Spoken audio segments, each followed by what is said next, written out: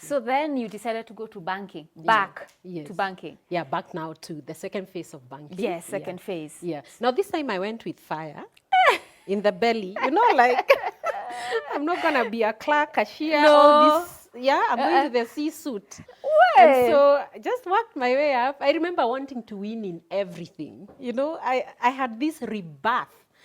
I say, Catherine, that I think a man's greatest moments are the day they are born, and they're not even aware they're being born, but they are aware, but they don't really know.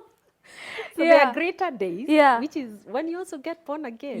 When you find Christ, because in him we live and move and have our being. Yes. And then when you get born into purpose, and that's where I would say my rebirth came about. When I said, you know what? I'm going to go for it. I started writing all the nice titles I'd like to own next to my name. Today I look back I journal a lot, so I'd look back to my journals and see, at one time I wanted to be the customer service manager of this small bank, and I felt that was such a high title.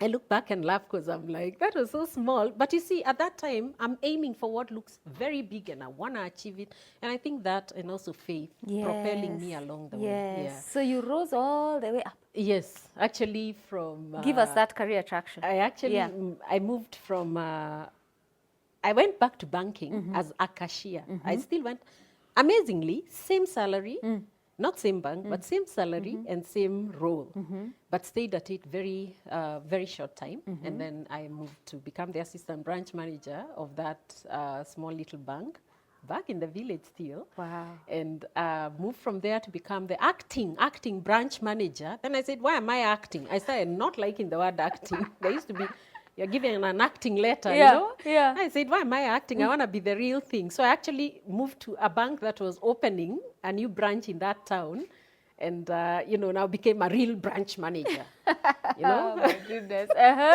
And did really well, like really well. Then I got poached by another bank to now move on to another town, now this time closer to the city. And, I just kept growing and growing until I went now to my last port of call and ended up as the regional and country head for SMEs for Standard Chartered. But all along, I kept winning awards because I think for me, focus and passion, and grit, I say, so there's in you, focus and passion. Out there, apply grit. Just apply the thing. I say to young people especially, if you don't give, say, your education your all, what will happen is you'll get whatever grades you get. Right. You could get good grades because maybe you have genes of a genius, or you could get bad grades, but you didn't give it your all. Now, what carries you through life is not the number, it's not the grade, it's not the A, B, or C on your certificate. It's the thing you gave it. Because if you give it your all, now it doesn't matter what life throws at you.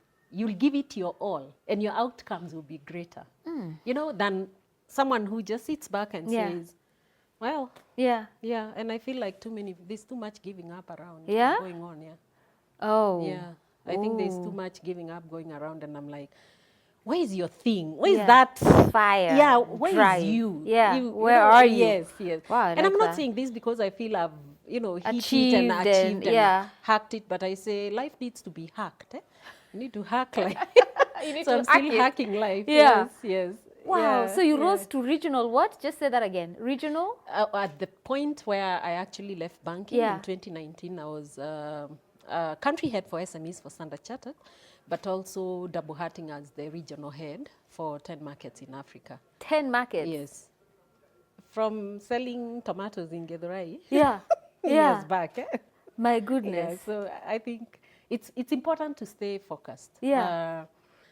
Focused and on the path to greatness. And I think the voice is, when I wake up every morning, what do I tell myself, So I normally also hack my thoughts. I'm like, what are my first thoughts? Apart from prayer, fitness, gym, you can be doing all that, but what's the inside voice saying to you every day?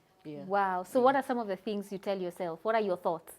Okay, so for me, I consider every day as a very big opportunity to do something new. And I'm like, the old can be renewed and something new can also be added, So I think, it's important, Catherine, to really look at life as opportunity ridden. Where I say there's too much giving up going on is because if we all walk back to the center place and said, let me ask, where is the good way? And walk down that other way. You know, it's possible to round about things. I absolutely admire just how you picked yourself up, went to one of the most prestigious industries, banking, and you didn't settle at that level that you didn't want. You went all the way, winning awards, being celebrated, etc. And by the time you're leaving, you left on a high, managing 10 markets in Africa. I traveled a lot as well. Yeah. So I got to become part of the SME Global Strategy team for emerging markets. And so we were 7 markets, top performing markets in Southeast Asia, in Middle East and in Africa.